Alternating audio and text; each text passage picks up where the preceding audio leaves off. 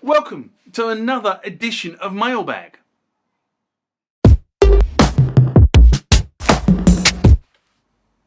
Now, Mailbag is a feature of the channel where I discuss questions and comments that you guys leave on my channel.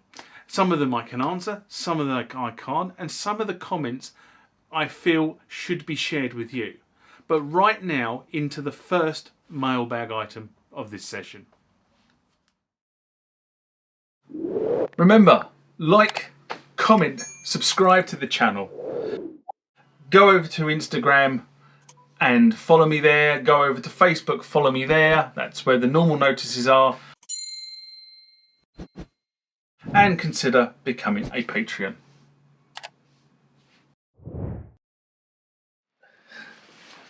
This next comment and question comes from BU E Studio.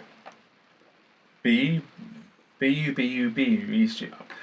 Sorry guys, I've got that probably wrong, but in response to how to format a Yamaha DX7 RAM cartridge, another video I did back in 2016, January 2016, good God. He writes, wait, so the ROM cartridges won't normally contain the normal tones it came with as new. Is there any way to get the sounds that it was supposed to come with from a used cartridge from eBay? I just got Voice ROM 2 and was curious to hear what they sounded like. Well,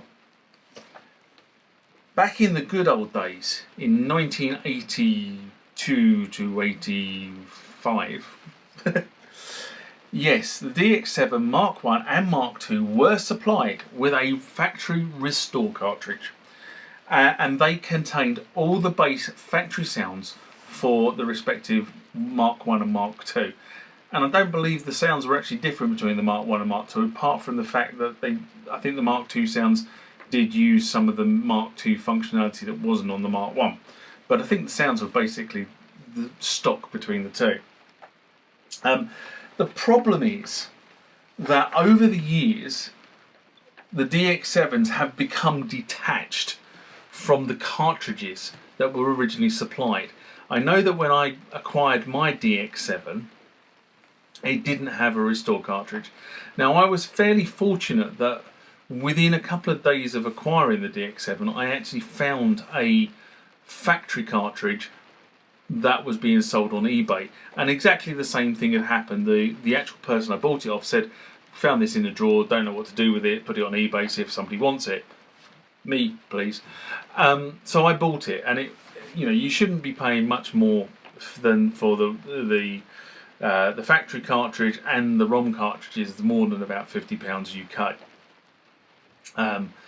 So that was me back at that point in time. That's how I got mine. Yes, there are sysx files on the internet. You could go and download this from the internet, find somebody who is knocking them out. It's a bit of a pain in the rump to restore them via sysx, but it's perfectly doable, and there is a video on the channel, I think, that does restore the DX7 via sysx. But the cartridges, or the factory cartridge, is by far the easiest way to do this. So if you can get hold of a factory cartridge, then they must be floating about somewhere, because there would have been one cartridge for every DX7 sold, and they sold lots of DX7s. And I suspect many users who have DX7s don't have the factory cartridge, so they've got to be sitting in cupboards and drawers somewhere. When you come onto the ROM cartridges, what Yamaha did was they then sold a whole raft. There was ROM 1 through 4 cartridges, which was sort of kind of a set of stock sounds for the DX7. And then Yamaha did the VCR series. I think there was 8 or 9 cartridges in that series, which were another bunch of. There was a string series, and then there was some cars that were done by specific artists, and then there was another company, another Japanese company, that did a whole raft of sound cartridges, and one of the most notable ones of those is the Toto cartridge for the DX7. Now, I'm lucky that I actually found that about 4 years ago, and I managed to acquire it for not a lot of money. And I've seen that cartridge recently up for 400 quid. Now guys, it's not worth 400 quid, okay, pounds sterling. It's not worth that much money, so don't pay it. You know, let them start to drop the price. It's probably worth 100 to 150 pounds, as are a number of other cartridges done by this same particular company. They do exist. They are in circulation.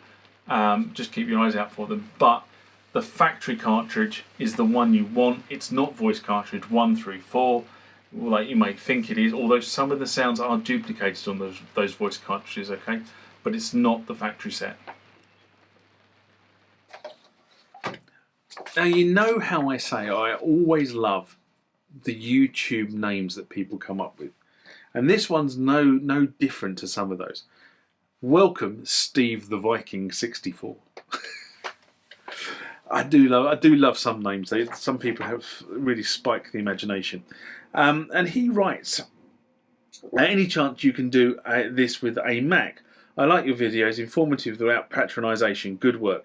And this was in response to video 2, how to restore the Roland D-70 using DX7 Factory Restore.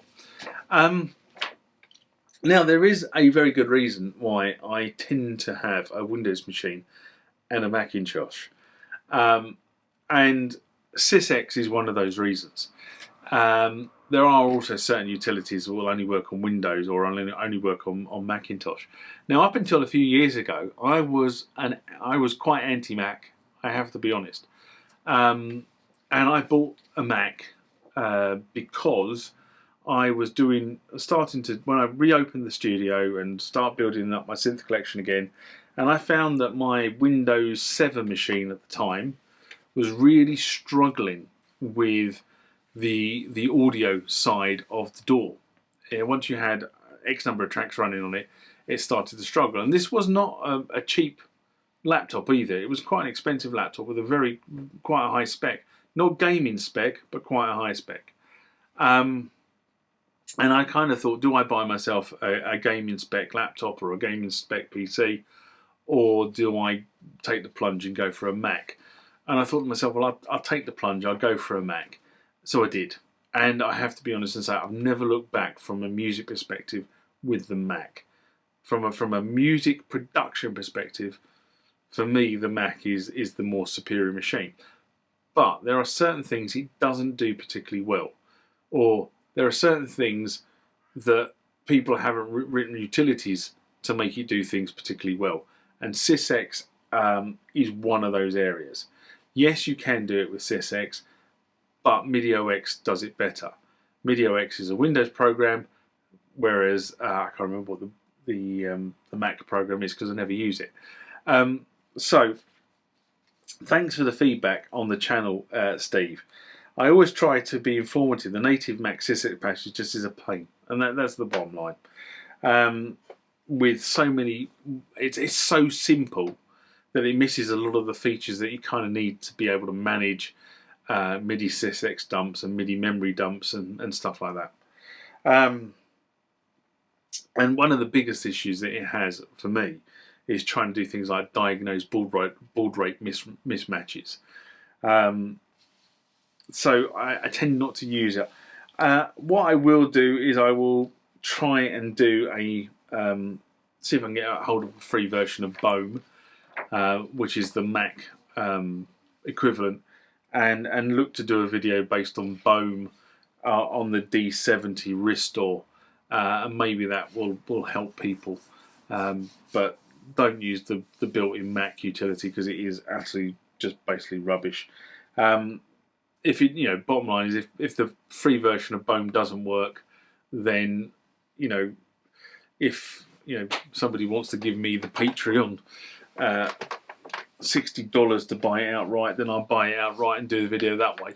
But at the moment, for me, buying a license to Bohm when I can do it perfectly well on my Windows laptop, unfortunately, doesn't make an awful lot of commercial sense. So if I can get the free version to work, fine, I'll do the video. If I can't, I'm sorry, unless somebody wants to front me the money.